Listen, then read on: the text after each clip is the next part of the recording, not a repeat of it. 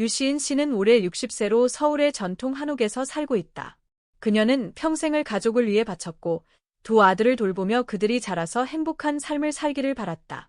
하지만 며느리들이 이 집에 들어오면서 그녀는 깨닫게 되었다. 가족은 단순한 혈연 관계가 아니라 존경과 사랑으로 지켜야 할 소중한 관계임을.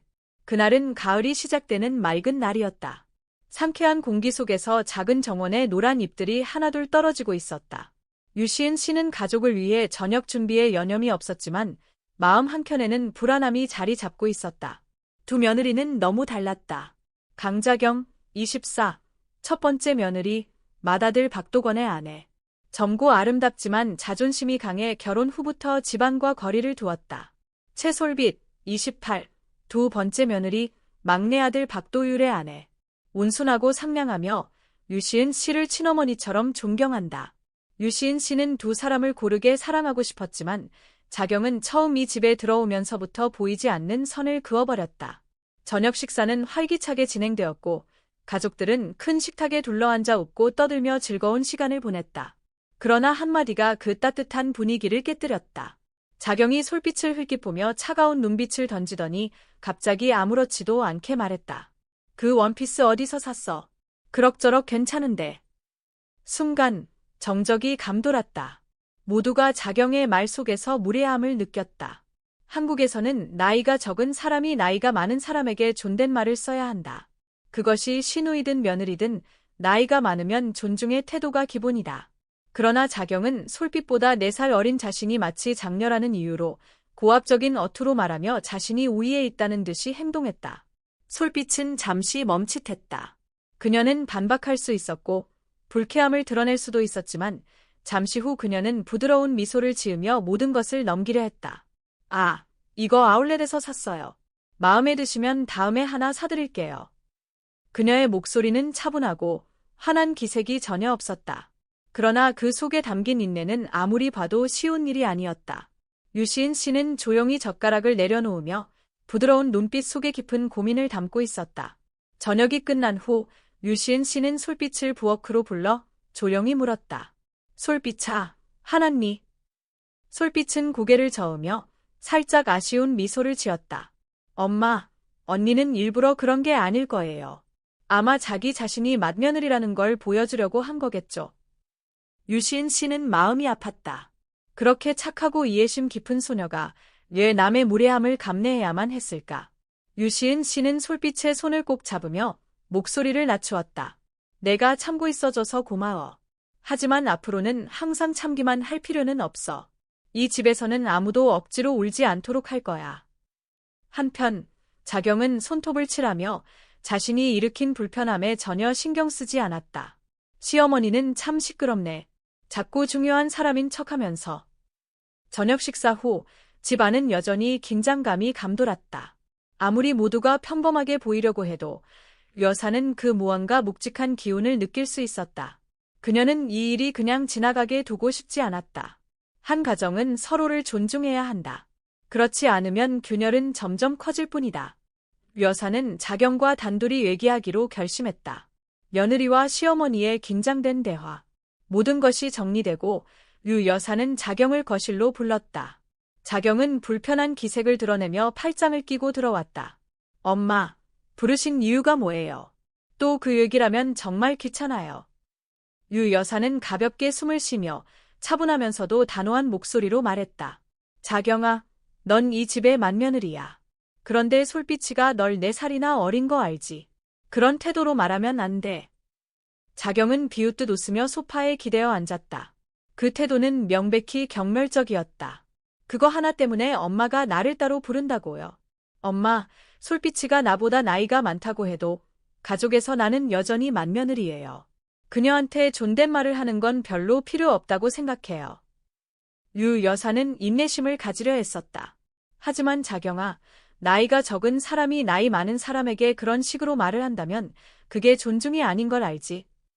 자경은 냉소적으로 웃으며 무관심한 눈빛으로 말했다. 엄마, 내가 하나 이해시키고 싶은 게 있어요. 엄마랑 나는 혈연이 아니잖아요. 마찬가지로 나랑 솔빛이도 나는 그녀를 그냥 남처럼 생각해요. 유 여사는 등줄기에 한기가 스며드는 걸 느꼈다. 남처럼. 네, 난 노력했어요. 하지만 결국 알게 됐죠. 이 집에서 나를 보는 건 단지 며느리일 뿐이에요. 그런 거라면 난 더 이상 이 집에서 잘 지낼 이유도 없어요. 자경의 말은 칼날처럼 날카로웠지만 그녀의 눈빛은 매우 차분했다. 마치 이 말을 오래전부터 준비해온 것처럼. 유 여사는 잠시 눈을 감고 솟구치는 감정을 눌렀다. 그렇게 생각한다면 엄마는 이해했다. 자경은 시어머니가 다투거나 화내지 않는 모습을 보고 놀랐다.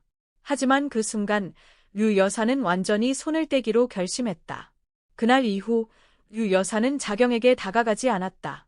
더 이상 맏며느리라고 부르지 않았고 관심도 보이지 않았다. 대신 그녀는 자경에게 마치 낯선 사람처럼 존댓말을 하기 시작했다. 일주일 후 도군이 전화했다. 엄마, 자경이 김치 더 달라고 전화하라고 하네요. 엄마가 맛있게 만드셔서 또 먹고 싶대요. 유 여사는 차분히 답했다. 아, 그렇구나. 그럼 자경이 직접 엄마에게 전화하라고 해. 도군은 조금 난처해했다. 엄마, 자경이 전화를 드리기 좀 부끄러워한다고요. 유 여사는 미소를 지으며 말했다. 그럼 김치가 그렇게 필요한 건 아니겠네. 자경이 스스로 만들거나 마트에서 사오는 게 좋겠어.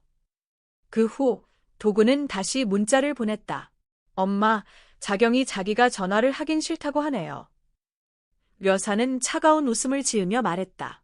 그럼 자경이 스스로 해결하라고 해. 그때부터 자경은 시어머니로부터 냉대받는 것을 똑똑히 느끼기 시작했다.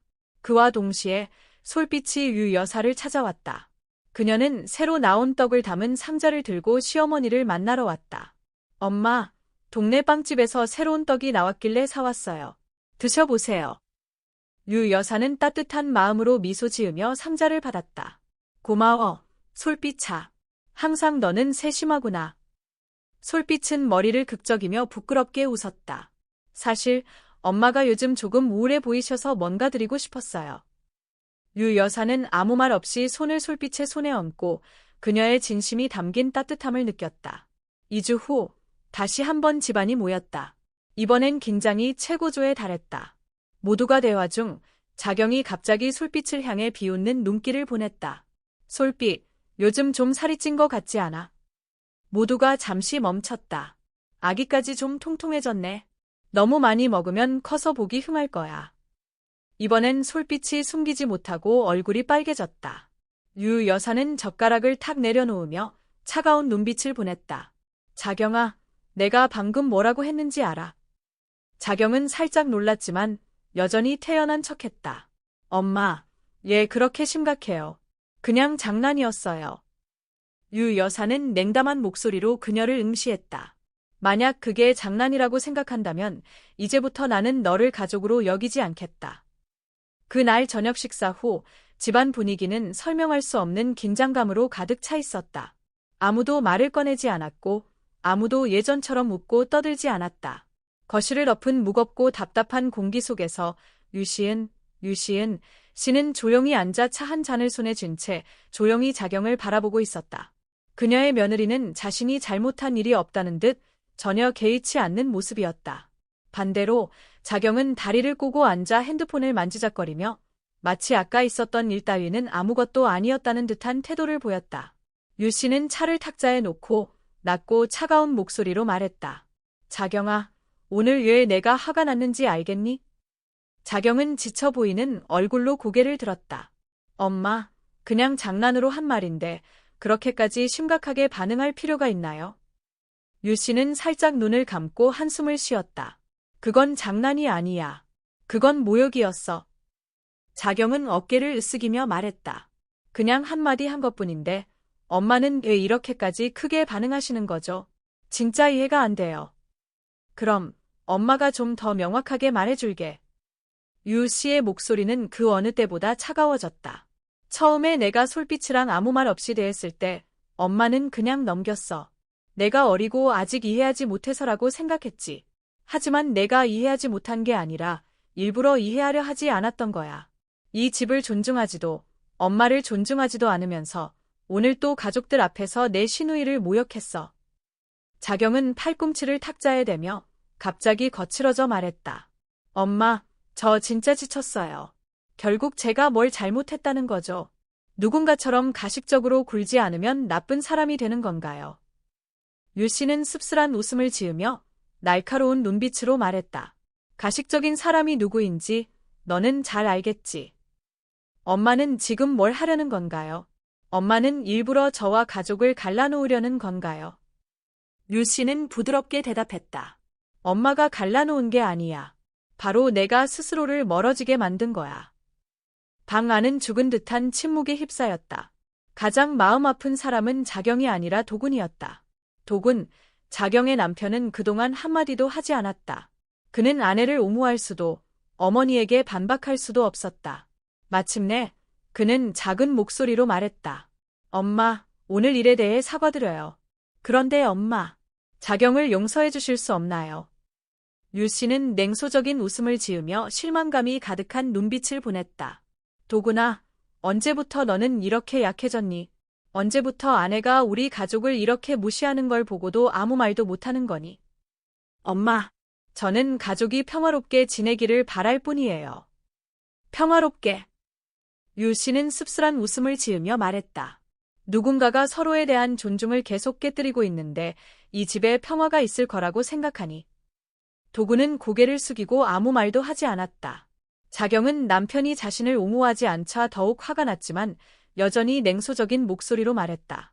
엄마가 나를 이 집에서 필요로 하지 않으면 나는 더 이상 붙잡고 있을 이유가 없어요.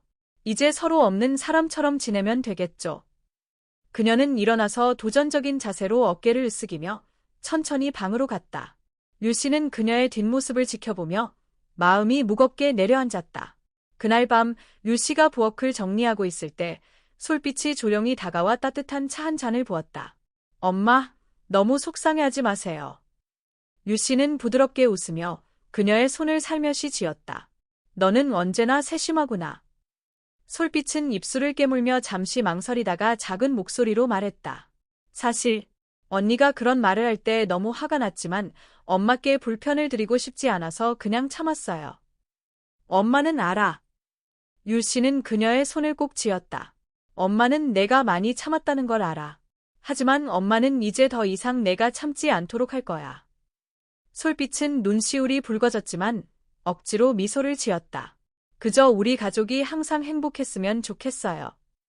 유 씨는 고개를 끄덕이며 마음속으로 다짐했다. 내 딸, 내가 이제는 내 가족이야. 몇 주 후 집안에 뜻밖의 기쁜 소식이 전해졌다. 솔빛은 전화를 걸어 목소리가 떨리며 말했다. 엄마, 저 아기 있어요. 유 씨는 행복에 가득 차서 마음이 터질 것 같았다. 진짜, 솔빛아, 너무 기뻐. 네, 믿을 수가 없어요. 엄마께 가장 먼저 알려드리고 싶었어요. 당연히, 너무 기쁘다. 너 몸은 괜찮니? 잘 먹고 있니? 네, 건강해요. 그런데 너무 떨려요. 괜찮아, 푹 쉬어. 엄마가 바로 갈게. 유 씨는 밝게 웃으며 행복으로 가득 찼다. 하지만 그 기쁨은 오래가지 못했다. 또 다른 전화가 왔다. 그 전화를 건 사람은 자경이 아니라 도군이었다. 엄마, 자경도 임신했어요. 유 씨는 놀라지 않았고 기뻐하지도 않았다. 그녀는 무심한 목소리로 대답했다. 그렇구나. 축하해. 엄마, 더 이상 아무 말도 안 하세요. 더 말할 게 뭐가 있니? 내 아내는 이미 가족을 떠나기로 선택했어. 그럼 이제 그녀가 알아서 하겠지. 도구는 침묵하다가 떨리는 목소리로 말했다. 엄마, 제발, 제 아내를 더 이상 남처럼 대하지 마세요. 유 씨는 가벼운 웃음을 지으며 그 어느 때보다 차가운 목소리로 말했다. 남처럼 대하는 건 그녀가 스스로 선택한 거야. 나는 그렇게 하지 않았어. 어느 날, 유 씨는 솔빛에게 줄 영양가 있는 미역국을 준비하고 있던 중 전화벨이 갑자기 울렸다. 전화는 자경이 아닌 도건이었다. 유 씨는 천천히 전화를 받으며 평소처럼 차분한 목소리로 말했다. 엄마예요. 도건의 목소리가 망설이며 들려왔다. 엄마, 물어볼 게 있어요. 무슨 일이니? 엄마, 자경이에게 뭐 보내셨나요? 유 씨는 입술을 꽉 다물고 부드럽게 대답했다. 아니요. 도건은 잠시 침묵하다가 한숨을 쉬었다. 엄마, 자경이가 많이 잘못한 건 알아요. 하지만 그녀도 지금 임신 중이에요. 그녀도 엄마의 손주잖아요. 유 씨는 침착하게 대답했다. 그녀는 내 손주 맞아요. 하지만 내가 그 아이의 엄마한테서 소식이라도 들은 적 있나요? 엄마, 자경이는 그냥 감정을 표현하는 걸 잘 못할 뿐이에요. 감정을 표현한다고? 아니면 그녀는 여전히 모두를 무시하는 태도를 유지하는 걸까요? 유 씨의 질문에 도건은 말을 잃었다. 하지만 엄마, 저는 그래도 엄마가 조금이라도 그녀에게 관심을 가져주셨으면 해요. 관심이라고? 유 씨는 가볍게 웃었지만 그 목소리에는 신랄한 의미가 담겨 있었다. 엄마가 존중을 필요로 할 때 그녀는 어디 있었나요? 내가 기회를 줬을 때 그녀는 뭐 했나요? 그리고 지금 그녀가 엄마가 필요할 때 넌 엄마에게 아무 일도 없었던 것처럼 넓은 마음을 가지라고 말하니? 하지만 도건아, 하나 기억해. 사람이 스스로를 낯선 사람으로 만든다면 그 사람에게 가족처럼 대우받을 생각은 하지 말아야 한다는 걸. 그 말이 끝나자 유 씨는 전화를 단호하게 끊었다. 도건이 더 이상 말할 틈도 없었다. 진정한 감정은 누구에게서 오는 걸까? 한편 솔빛은 뜻밖에도 시어머니 집을 찾았다. 그녀는 작은 선물 상자를 들고 피곤한 얼굴에도 불구하고 환한 미소를 지었다. 엄마, 이거 드세요. 겨울에 감이 건강에 좋다고 해서 샀어요. 유 씨는 놀라며 선물을 받으며 따뜻한 눈빛을 보냈다. 솔빛아, 내가 임신 중인데도 엄마를 걱정해줘서 고마워. 솔빛은 부드럽게 미소 지으며 말했다. 저 괜찮아요. 엄마도 저 챙겨주시잖아요. 그래서 엄마가 계속 걱정만 하시면 안 돼요. 유 씨는 둘째 며느리를 바라보며 마음속에서 감동이 일었다. 너는 정말 효도하는 아이구나. 유 씨는 솔빛의 손을 부드럽게 쥐며 그 어느 때보다 따뜻함을 느꼈다. 솔빛이 아이를 낳은 날, 유 씨는 병원에 가장 먼저 도착하여 하나하나 걱정했다. 아기가 울음을 터뜨리자 유 씨는 눈물을 참지 못하고 며느리의 손을 꼭 쥐었다. 고생 많았지, 솔빛아. 엄마가 내가 자랑스러워. 솔빛은 시어머니의 손을 꼭 잡고 목이 메어 말했다. 엄마, 항상 저 곁에 있어주셔서 감사해요. 유 씨는 아기를 품에 안으며 그 순간이 여러 해 동안 겪었던 행복 중 가장 큰 행복이었다. 그렇다면 다른 쪽은 어떨까? 그로부터 얼마 후 자경이도 아기를 낳았다. 하지만 솔빛과 달리 그녀 곁에는 아무도 없었다. 그때 자경은 비로소 깨달았다. 자기에게 남은 것은 외로움뿐이었다. 시어머니로부터의 축하도 없었고 시어머니가 병문안을 오지도 않았다. 도건조차도 남편으로서 겨우 의무만 다하고 있었다. 엄마, 엄마 안 오시나요? 자경은 전화로 떨리는 목소리로 물었다. 유 씨는 차갑게 웃었다. 예, 내가 가야 하지. 저도 엄마의 며느리고 엄마의 손주도 태어났잖아요. 아니, 너 그걸 잊었니? 너 예전에 뭐라고 했지? 너는 나와 가족이 아니라고 했잖아. 그럼 지금은 내가 너에게 어머니처럼 대하길 바라니? 엄마. 자경은 말을 잃었다. 이건 처벌이 아니야, 자경아. 내가 선택한 결과일 뿐이야. 유 씨는 전화를 단호하게 끊었다. 자경은 몸이 얼어붙은 듯한 기분이었다. 그녀는 처음으로 진정한 외로움이 무엇인지 깨달았다. 몇 달 후 유 씨의 휴대폰에 갑자기 메시지가 도착했다. 자경이 보낸 메시지였다. 길게 쓴 내용이었지만 결국 한 가지 말로 요약되었다. 엄마, 제가 잘못했어요. 기회를 주세요. 유 씨는 휴대폰을 들고 몇 번이고 읽어보았다.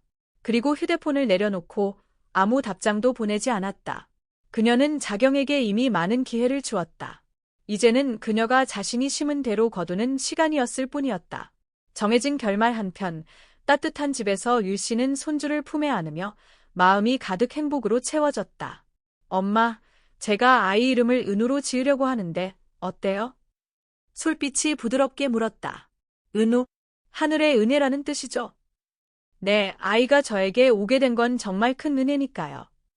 유 씨는 미소를 지으며 감동의 눈물이 살짝 흘렀다. 솔빛아, 너만이 아니라 너와 은우는 내 인생에서 가장 큰 은혜야. 겨울은 서서히 물러가고 봄이 오기 전에 마지막 차가운 바람이 지나간다. 따뜻한 집 안에서 은 작은 손자 얘 옷을 정리하고 있었다. 은우는 이제 4달이 되어 매일 조금씩 자라고 조금씩 더 영리해진다. 솔빛은 여전히 가끔씩 시어머니에게 선물을 사드리고 건강을 묻는 다정한 마음을 보인다. 마치 친딸처럼. 하지만 그 반대편에서는 유시은의 삶에서 완전히 사라져버린 사람이 있다. 자경. 모든 것이 너무 늦었을 때 어느 날 도건이 전화를 걸어왔다. 어머니. 자경이가 어머니를 만나고 싶어해요. 유시은은 여전히 차분하게 답했지만 목소리에는 차가운 무채색이 스며 있었다. 왜? 그녀가 어머니께 사과하고 싶다고 해요. 유시은은 가볍게 웃었지만 그 웃음 속에선 전혀 즐거움이 묻어나지 않았다. 사과. 네, 그녀가 많이 생각했다고 해요. 이제 깨달았다고 해요. 자기가 잘못했다고. 유시은은 고개를 살짝 흔들며 바람처럼 조용히 말했다. 늦었어, 도건아. 어머니, 하지만 알지? 너무 늦게 오는 사과는 아무 의미 없다는 걸. 어머니, 자경이를 용서할 수 없으세요? 도건아, 나는 너의 아내를 미워하지 않아. 하지만 생각해봐. 그녀가 이 집에 들어온 이후로 우리에게 어떻게 행동했는지. 그녀는 그냥 더 잘 대해주길 원했을 뿐이에요. 잘 대해주길 원했나? 아니면 숭배받길 원했나? 받은 것만 생각하고 주려 하지 않는 사람이 과연 용서받을 자격이 있을까? 하지만 어머니, 만약 어머니가 용서하지 않으면 그녀는 어떻게 잘못을 고칠 수 있죠? 유시은은 가벼운 미소를 지으며 그 눈 속에는 끝없는 공허함이 가득했다. 진심으로 후회했다면 그녀는 내가 용서하지 않아도 스스로 더 나은 삶을 살게 될 거야. 유시은은 도건이 아무 말도 하기 전에 전화를 끊었다. 사람의 마음은 아무리 열고 닫아도 되는 문이 아니다. 일주일 후 유시은은 갑자기 편지를 받았다. 자경의 편지였다. 유시은은 서둘러 편지를 열지 않았다. 그저 봉투를 바라보며 읽을 가치가 있는지 평가하는 듯한 눈빛을 보였다. 결국 유시은은 조용히 편지를 열고 한자 한자 천천히 읽기 시작했다. 어머니가 이 편지를 읽고 싶지 않으실 거란 걸 알아요. 하지만 제발 끝까지 읽어주세요. 저는 잘못했습니다. 너무 오만하고 이기적이었어요. 이 가족을 소홀히 했고 결국 제가 도움을 필요로 할 때 아무도 제 곁에 없었어요. 저는 이미 오래전에 이 가족을 떠나버린 거였어요. 저는 후회하고 있어요. 하지만 어쩌면 이제는 어머니께서 저를 받아들여 주실 자격이 없을지도 모르겠어요. 어머니께서 용서하지 않으신다면 저는 뭐라 할 수 없어요. 그저 어머니께서 저를 가족의 일원으로 생각해 주시길 바라요. 편지의 마지막 글자가 흐릿해졌다. 마치 눈물이 떨어진 듯 했다. 유시은은 편지를 들고 조용히 눈을 감았다. 창밖으로 봄의 첫 햇살이 집 안으로 스며들고 있었다. 그녀는 조용히 편지를 접어 서랍에 넣었다. 아무 대답 없이. 진정한 약속은 자격 있는 사람에게만. 며칠 후 솔빛이 방문했다. 그녀는 노란 튤립 꽃다발을 안고 밝게 웃었다. 어머니, 오늘 날씨가 정말 좋네요. 꽃 사왔어요. 유시은은 웃으며 꽃다발을 받았다. 넌 언제나 배려심이 깊구나. 솔빛은 머리를 극적이며 약간 어색하게 말했다. 그냥 어머니가 기뻐하셨으면 좋겠어요. 유시은은 며느리를 바라보며 마음 속 깊은 곳에서 행복이 차오른다. 그동안 일어난 일들로 인해 그녀는 하나를 깨달았다. 가족은 누군가를 억지로 묶어두는 끈이 아니다. 가족은 진정으로 그 자리에 있을 자격이 있는 사람만을 남겨두는 곳이다. 유시은은 솔빛의 손을 잡고 부드럽게 말했다. 알지? 솔빛아. 내가 이 집에 들어온 그날부터 나는 단 한 번도 후회한 적이 없어. 솔빛은 눈물을 글썽이며 말했다. 어머니. 엄마는 약속할게. 평생 너와 함께 알게. 친엄마처럼. 솔빛은 울음을 터뜨리며 시어머니의 어깨에 기대어 속삭였다. 감사해요, 어머니. 저를 받아주셔서. 유시은은 며느리를 꼭 안아주며 부드럽게 웃었다. 그 웃음 속엔 수많은 이해와 사랑이 담겨 있었다. 한 문이 닫히고 또 다른 문이 열렸다. 어디선가 자경은 계속해서 답장을 기다리고 있었다. 그녀는 단 한마디 사과로 모든 것이 예전처럼 돌아갈 것이라 생각했었다. 하지만 이제 아무도 그녀의 곁에 없다는 사실을 깨달았다. 모두가 변하기를 기다릴 수 있는 것은 아니다. 유시은은 미워하거나 원망하거나 복수하지 않았다. 그녀는 단지 자격 없는 사람을 잇기로 선택했다. 그리고 그것이 바로 자경에게 내린 가장 큰 벌이었다. 끝. 자격 있는 사람에게 주어진 행복. 봄이 오고 꽃들이 만발했다. 작은 집안에서 아이의 웃음소리가 맑게 울려 퍼졌다. 유시은은 손자에게 안겨 상냥한 미소를 지었다. 은우야, 나중에 너는 사람을 사랑하고 가진 것을 소중히 여길 줄 아는 사람이 되렴. 어떤 사람처럼 되지 말고. 아이의 웃음소리가 들려오고 손가락을 꼭 잡은 채 마치 할머니의 말을 이해하는 듯했다. 그 옆에서 솔빛은 시어머니의 손을 꼭 잡고 함께 미래를 향해 나아갔다. 가족은 의무가 아니라 선택이다. 그리고 그녀는 옳은 선택을 했다.